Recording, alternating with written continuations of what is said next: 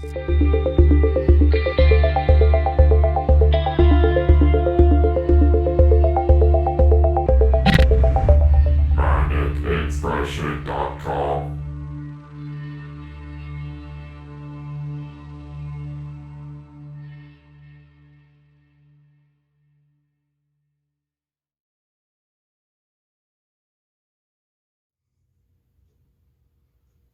Strap in, folks. This is going to be a fairly short movie review and then a possibly controversial opinion piece afterwards. We're going to start with the movie review. Today I am going to be talking about the movie Rainy Day in New York.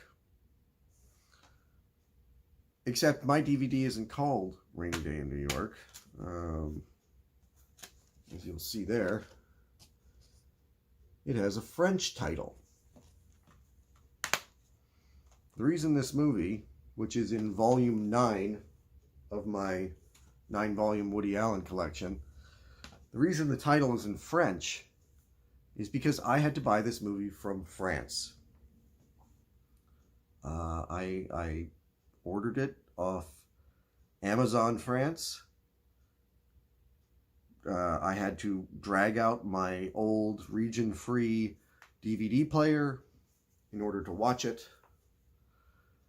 It's one of only 2 movies that I have, the other being Ripley Underground, that you got to drag out the region-free DVD player for, that I bought in 2007. So I'm a Woody Allen fan. I've done a couple of reviews of Woody Allen movies here, and I think he's great. He's one of my favorite directors. He's made several of my favorite movies. I did a podcast about a year or two ago with Don Wonder, talking about his career. Rainy Day in New York, which was made in, I believe, 2018. It's a middle of the road Woody Allen movie. I chuckled a couple times, but for the most part, I found the characters pretentious and unlikable for the most part. This is his 49th movie. Or 48th movie. They're not all going to be winners. Woody, I think, made the mistake of having a young cast in this. And they talk like Woody Allen. They say things Woody Allen would say. They know references Woody Allen would know. And coming out of Timothy Chalamet's mouth doesn't work. Doesn't work coming out of Selena Gomez's mouth at all.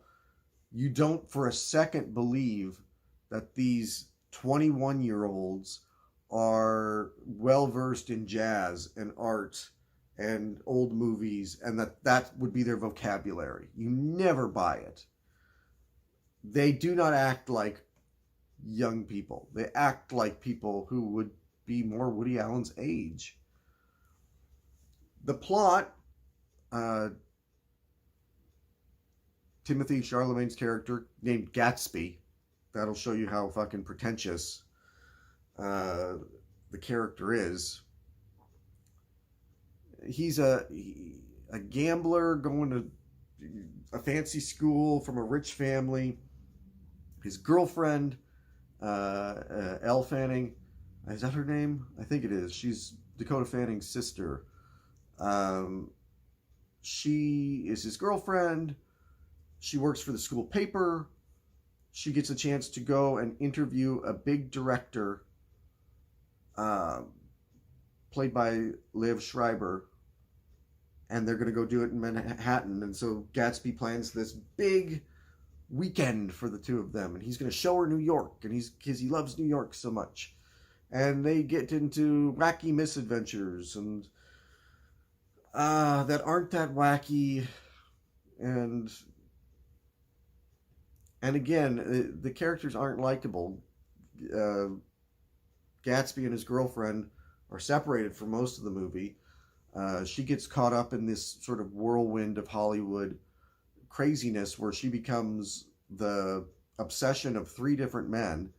Also, Jude Law and Diego Luna playing I believe Jude Law is an editor. Diego Luna's a movie star. Every guy in this movie tries and fails at doing the Woody Allen impression. Jude Law comes off the most successful in that he's not trying too hard, but they really made him up to look like Woody. I've never understood this. I don't think it's a direction Woody gives. I can't believe that he would do that. I think it is that they think they're paying homage to him.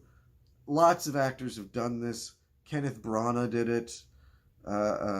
Will Ferrell did it. Whenever Woody's not the main character, somebody in the movie is going to try to be Woody. Scarlett Johansson did it in the movie Scoop. Very odd. None of them pull it off. I chuckled a few times, but for the most part, this really is it's not a bad movie. It's just a forgettable movie. I'm going to give this 2 out of 5 stars. Mostly for, I like a little bit of pretension every now and then. I think it's fun. I thought that the references and everything were fun for me to hear. I just wish they'd come out of an older person's mouth. Now on to the rest of this. As I said, I had to buy Rainy Day in New York from France. It's been on my list of final movies for a couple years, and I figured a couple years ago I would have gotten it off the list. But Woody Allen has fallen victim to the Me Too movement. And the Me Too movement, as I'm recording this, Harvey Weinstein is sentenced to 23 years in prison. Good job. You got a predator out of the way. Several at this point. And, you know, I mean, I think that the movement should focus a little less on Hollywood and a little bit more on the rest of the world. You know, I mean, there are people working in offices, working in as mail carriers or police officers or whatever, that are having the same sort of issues and could really use people looking into that. Rose McGowan just talking about what happened to her in Hollywood, that doesn't affect 99% of the women in the world. They're not all in Hollywood. They have their own issues with misogyny and problems like that in every industry, and that needs to be addressed. The problem with the Me Too movement is that Bill Maher once referred to it as me-carthyism. It has contributed to this cancel culture that we are living in, where if a finger is pointed at you, you have to go away. You have to disappear. 26 years ago, Woody Allen, he was with Mia Farrow. They had a child together and a couple of adopted children. Mia Farrow discovers that Woody is having an affair with her 20-year-old adopted daughter, Sunyi, who was not adopted by Woody. Everybody likes to throw out the Woody married his daughter thing. That's not the case. Soon-Yi was Soon-Yi Prevlin because Mia was with another guy years ago when she adopted Soon-Yi, and she wasn't raised by Woody. She had a father. Did Woody do a thing that was creepy and weird? Yes. And if it was left at that, I'd be on board with it. But Mia Farrow then came out and said that Woody had molested their adopted daughter, Dylan. Woody was never charged, never arrested. Look for a mugshot. Look up online for a mugshot of Woody Allen. All you'll find is the poster from his 1970 movie, Take the Money and Run. A judge dismissed the charges, and experts said they didn't think that Dylan was molested. They, in fact, thought she was coached to say she was molested by Mia. That was the finding. The Me Too movement happens, and suddenly Woody becomes, along with Harvey Weinstein, Kevin Spacey, Louis C.K., he becomes, one of these enemies that has to be destroyed and defeated.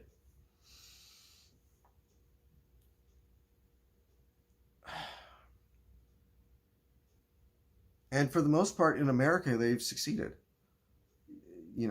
Like I said, Rainy Day in New York. Rainy Day in New York is never going to see an American release. Ever.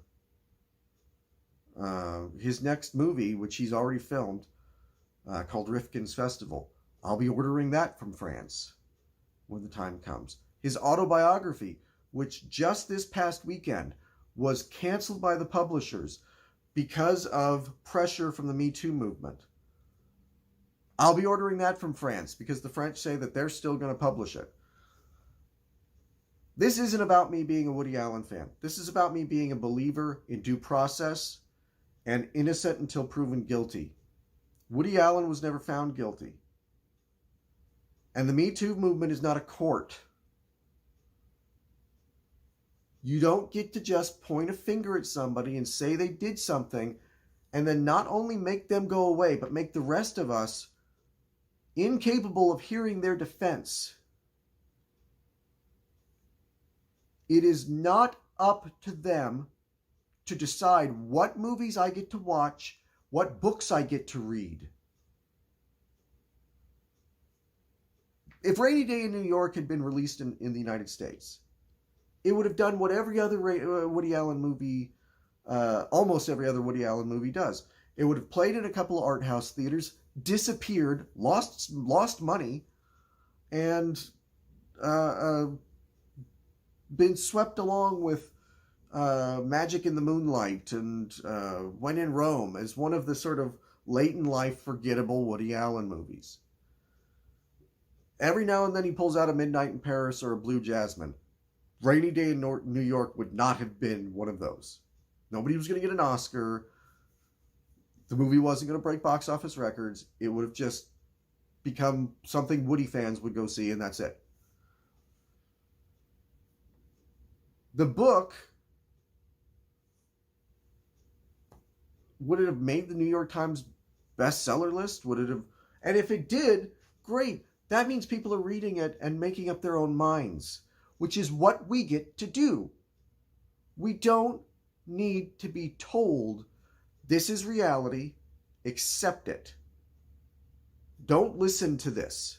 You don't get to hear this. We're not even going to let you hear this. Right now, I can go on Amazon and I can buy a copy of Mein Kampf. I can buy books from bigots, religious zealots, criminals. I can buy books full of lies. But I can't buy the Woody Allen biography. Does that make any sense to anybody? That a man never convicted, never even formally charged with a crime, has to be silenced. Because what? Because it'll hurt some people's feelings that the book is coming out, because some people are bothered by it. They don't want to see it. We don't want to see it. We shouldn't have to live in a world where we go into a bookstore and we see that on the shelves. Yes, you should. Yes, you should.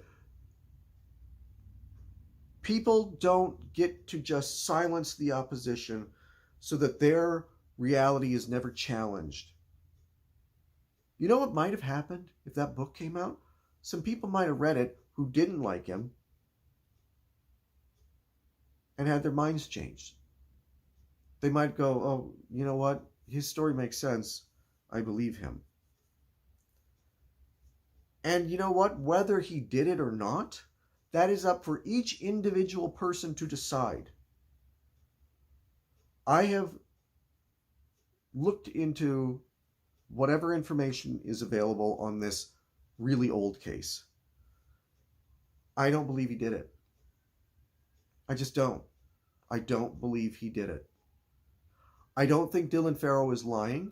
I think she has been coaxed her entire life to believe that this happened. And I feel bad for her about that. But she doesn't get to tell me what books I get to read. I will buy every Woody Allen movie that comes out. I already own every Woody Allen movie. And every movie he makes, I will purchase. Even if the book comes out, I right now currently have 3 pre-orders for the book. Amazon hasn't officially taken it off, and they tell me that they still believe it's going to come out. So there's one. I ordered it from Amazon France and Amazon Canada. Worst case scenario, I'm going to get 3 books. One that I keep. Actually, that's the best case scenario. I get 3 books. One I keep, 2 that I donate to separate libraries so that other people have access to it in the United States. Because we're about debate and argument. We're about listening to every side of it, even if we think that it's disgusting. We don't ban Nazis. We don't ban the KKK. Their voices get to be heard because, as deplorable as they are, that's America. Everybody has a voice. Nobody is silenced.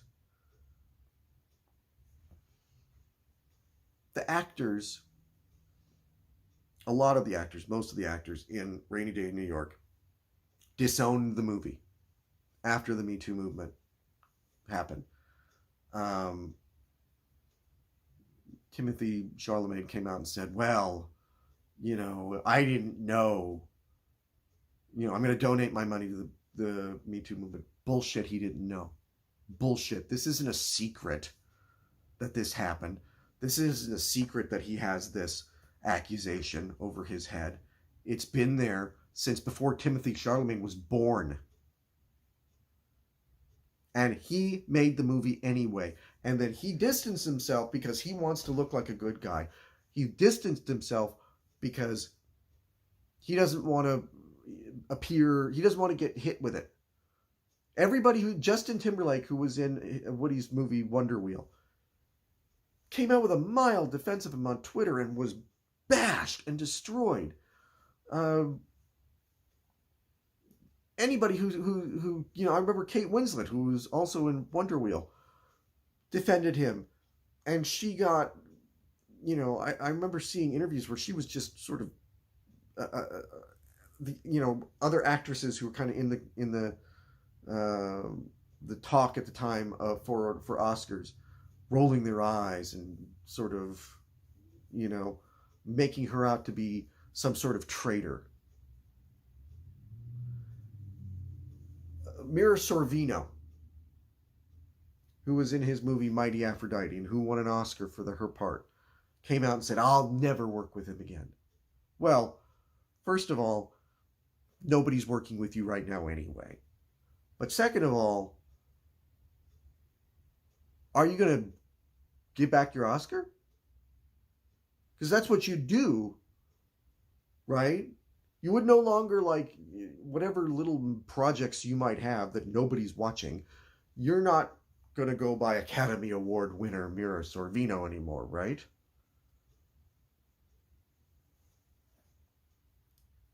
I hope Woody keeps making movies for a long time, in defiance of this. And the people, they can jump up and down and they can say, ha ha ha, we won, we beat him. The French don't think so. The Spanish don't think so. You can go see Rainy Day in New York all over Europe. There are statues of him in Europe. In Europe, they don't care. And if there's worse fates than for him to end up making movies in Europe from now on.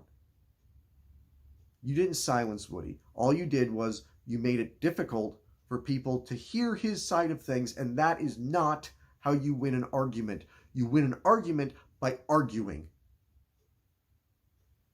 not by silencing people. And yes, this is a big lecture in my little, show about DVDs that, will get 25 hits and nobody cares. If this is a hill I had to die on, this is a hill that I would die on, because I believe in innocent until proven guilty. Woody Allen is innocent right now. That's the definition that applies to him, is innocent, because he has not been proven guilty. And until that day comes, he is presumed innocent.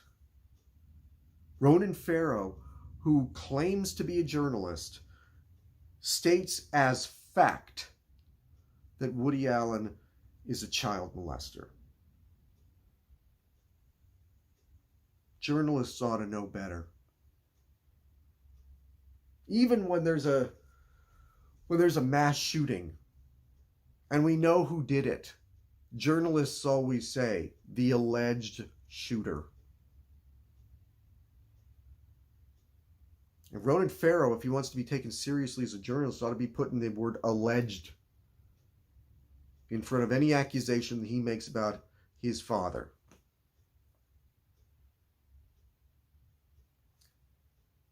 We have got to stop pointing fingers at each other, especially on the left. I'm sure that people hear this and they hear my review of Angel Has Fallen or Rambo and they think that I'm some alt-right guy. I'm a fucking liberal. But not like it is today. I used to be far left, and then things just kept pushing further and further and further, and now I'm sort of in the center, and I don't know how I got there. Because now it's not about, the environment and equal rights and getting money out of politics. All those things are still sort of there, but it's about winning points, scoring points for who can you point a finger at and make them disappear. Who's really a pure liberal? Who's really, and if you're not pure, if I don't agree with you 100%, then you're my enemy and you need to vanish. And that's why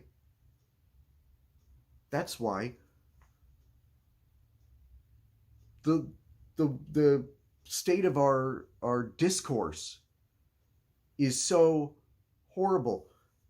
You can say whatever you want about the right. They don't do this. They don't point fingers and vanish people into the cornfield for slight disagreements. The people who walked out of they did a walkout at the publishing house over Woody's biography. If I owned that publishing house, here's what I would do. Ronan Farrow also, his books were published by that publishing house, and he said, if you publish this book, then I'm going to walk. Here's what I would have done. I would have said, Ronan, don't let the door hit you on the way out. Everybody who walked out, you're fired. Because do you know how many people are waiting to get those jobs? They could have replaced everybody there like that. You want to walk out? You want to tell me what I can and can't publish at my publishing house? You're fired. Get out. You want to tell me that a book has to not be allowed to be published? You have no business being in this industry. Get out. That's what should have happened. Because until people start standing up to this cancel culture, this belief that people have to be disposed of over an accusation that is unfounded and unproved, then the left is just going to keep eating each other. You want to take on Donald Trump? You want to win the culture wars? Stop eating your own. My next review will be probably 10 minutes long and light and fluffy, and I'll talk about something. Rainy Day in New York is light and fluffy. It's a piece of fluff without anything really profound to say. And this was the movie that couldn't be allowed to be shown in the United States. In the United States. This was the movie that couldn't be allowed to be shown. Me Too movement, I want to be on your side. Let me. Let other people be on your side. Let Matt Damon be on your side. Let Justin Timberlake be on your side. They believe in 95% of what you believe in. Stop getting rid of everybody who doesn't believe in that final 5%. That's it. Lecture's over. 2 stars for Rainy Day in New York. A forgettable Woody Allen movie that I would have paid $100, $200, $300 to own on principle alone. I highly suggest that anybody who values free speech make it known.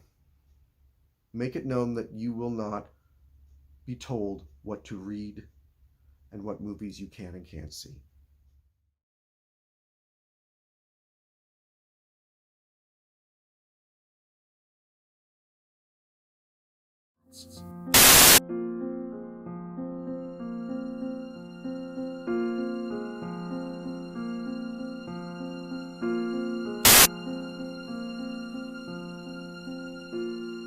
Sort of gave myself the challenge of, okay,